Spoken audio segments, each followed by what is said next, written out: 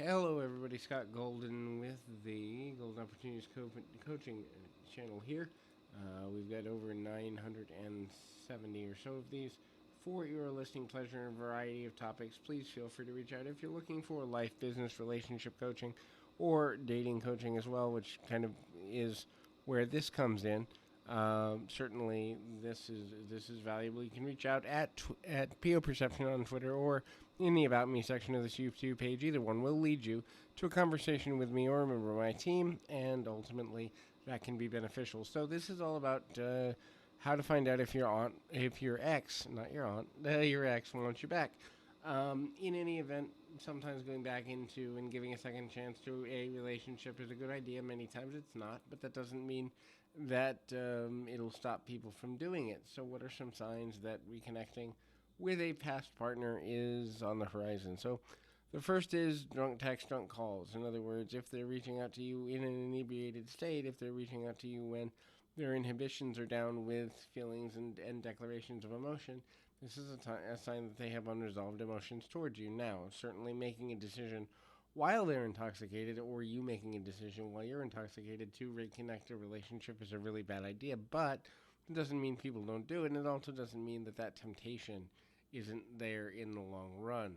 The next thing to consider in that nature is mirror imaging. So the mirror is an interesting process there, in so much as when we get to a place of mirroring, we are kind of trying to see if a person remembers and feels comfortable with us. If we mirror image how they behave or how they see the world, it can be extremely valuable for a number of reasons to begin to continue to make that connection on a deeper level. The mirror imaging process also creates bonds of commonality, because if you look and think and act like me, then I'm more likely to feel connected to you, whether you intend for certain things to happen or not. The next thing there is memories. They will bring up memories. They will bring up nostalgia.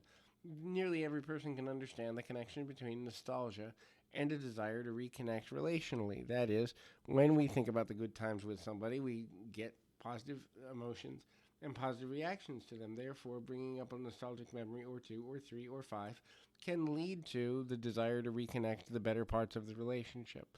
The remaining of friendship and the maintaining of friendship after a breakup is another sign that a person may not be over you and or is trying to connect with you for the purpose of reestablishment of the relationship, and or getting to a place where the reestablishment of the relationship is at the very least possible. They are also more likely to ask your friends, family, or people that you have in common of knowledge about you, what you're doing, how you're doing, your emotional state, whether you're dating somebody. These individuals are looking for information so they can leverage the conversations they have with you, if any, in a direction that's going to be beneficial. If you've moved forward but they haven't, they may try to date just to kind of make you jealous, or they may hold back or jump into declaring emotions in a way that may make you uncomfortable for the future. The next is social media. They're more active with you on social media.